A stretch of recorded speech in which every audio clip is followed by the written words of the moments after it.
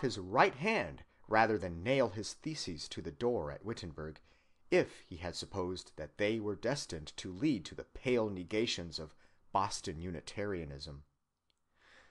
So far, then, although we are compelled, whatever may be our pretensions to empiricism, to employ some sort of a standard of theological probability of our own whenever we assume to estimate the fruits of other men's religion, yet this very standard has been begotten out of the drift of common life. It is the voice of human experience within us, judging and condemning all gods that stand athwart the pathway along which it feels itself to be advancing. Experience, if we take it in the largest sense, is thus the parent of those disbeliefs which, it is charged, were inconsistent with the experiential method. The inconsistency, you see, is immaterial, and the charge may be neglected.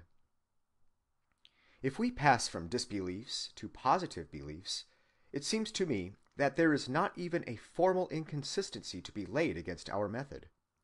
The gods we stand by are the gods we need and can use, the gods whose demands on us are reinforcements of our demands on ourselves and on one another. What I then propose to do is, briefly stated, to test saintliness by common sense, to use human standards to help us decide how far the religious life commends itself as an ideal kind of human activity.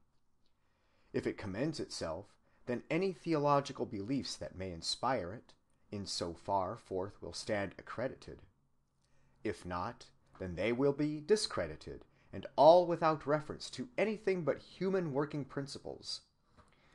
But it is the elimination of the humanly unfit and the survival of the humanly fittest applied to religious beliefs. And if we look at history candidly and without prejudice, we have to admit that no religion has ever, in the long run, established or proved itself in any other way. Religions have approved themselves. They have ministered to sundry vital needs which they found reigning. When they violated other needs too strongly, or when other faiths came which served the same needs better, the first religions were supplanted. The needs were always many, and the tests were never sharp. So the reproach of vagueness and subjectivity, and on the wholeness, which can the perfect legitimacy be addressed to the empirical method as we are forced to use it, is, after all, a reproach to which the entire life of man in dealing with these matters is obnoxious. No religion has ever yet owed its prevalence to apodictic certainty. In a later lecture, I will ask whether objective certainty can ever be added by theological reasoning to a religion that already empirically prevails. One word, also, about the reproach that in following this sort of an empirical method, we are handing ourselves over to systematic skepticism.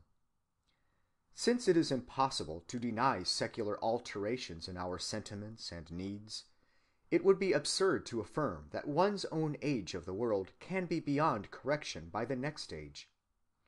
Skepticism cannot, therefore, be ruled out by any set of thinkers as a possibility against which their conclusions are secure, and no empiricist ought to claim exemption from this universal liability. But to admit one's liability to correction is one thing, and to embark upon a sea of wanton doubt is another. Of willfully playing into the hands of skepticism we cannot be accused.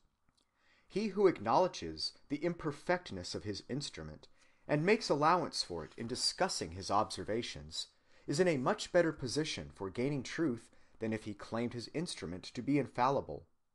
Or is dogmatic or scholastic theology less doubted in point of fact for claiming, as it does, to be in point of right undoubtable? And if not, what command over truth would this kind of theology really lose if, instead of absolute certainty, she only claimed reasonable probability for her conclusions?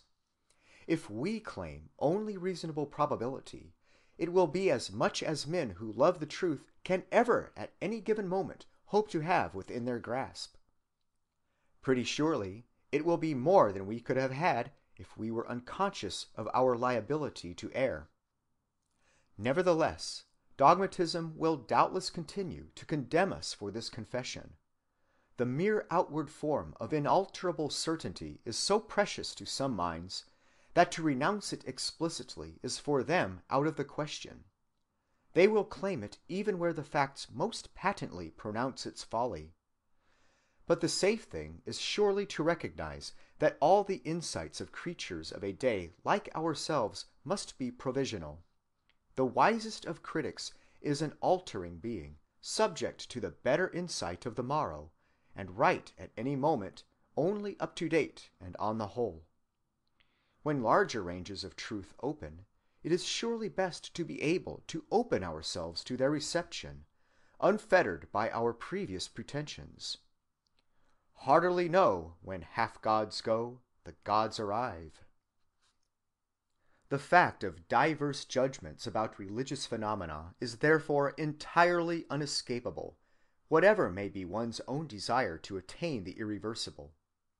But apart from that fact, a more fundamental question awaits us, the question whether men's opinions ought to be expected to be absolutely uniform in this field. Ought all men to have the same religion? Ought they to approve the same fruits and follow the same leadings? Are they so like in their inner needs that, for hard and soft, for proud and humble, for strenuous and lazy, for healthy-minded and despairing, exactly the same religious incentives are required? Or are different functions in an organism of humanity allotted to different types of man, so that some may really be the better for a religion of consolation and reassurance, whilst others are better for one of terror and reproof? It might conceivably be so, and we shall, I think, more and more suspect it to be so if we go on. And if it be so, how can any possible judge or critic help being biased in favor of the religion by which his own needs are best met? He aspires to impartiality, but he is too close to the struggle not to be to some degree a participant, and he is sure to approve most warmly those fruits of piety in others which taste most good and prove most nourishing to him. I am well aware of how anarchic much of what I say may sound. Expressing myself thus abstractly and briefly, I may seem to despair of the very notion of truth, but I beseech you to reserve your judgment until we see it applied to the details which lie before us. I do indeed disbelieve that we or any other mortal men can attain on a given day to absolutely incorrigible and unimprovable truth about such matters of fact as those with which religions deal. But I reject this dogmatic ideal not out of a perverse delight in intellectual instability. I am no lover of disorder and doubt as such. Rather do I fear to lose truth by this pretension to possess it already wholly.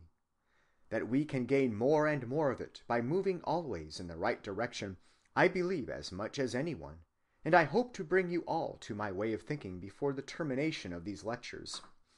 Till then, do not, I pray you, harden your minds irrevocably against the empiricism which I profess. I will waste no more words then in abstract justification of my method, but seek immediately to use it upon the facts. In critically judging of the value of religious phenomena, it is very important to insist on the distinction between religion as an individual personal function and religion as an institutional, corporate, or tribal product. I drew this distinction, you may remember, in my second lecture. The word religion, as ordinarily used, is equivocal. A survey of history shows us that, as a rule, religious geniuses attract disciples and produce groups of sympathizers. When these groups get strong enough to organize themselves, they become ecclesiastical institutions with corporate ambitions of their own. The spirit of politics and the lust of dogmatic rule are then apt to enter and contaminate the originally innocent thing, so that when we hear the word religion nowadays, we think inevitably of some church or other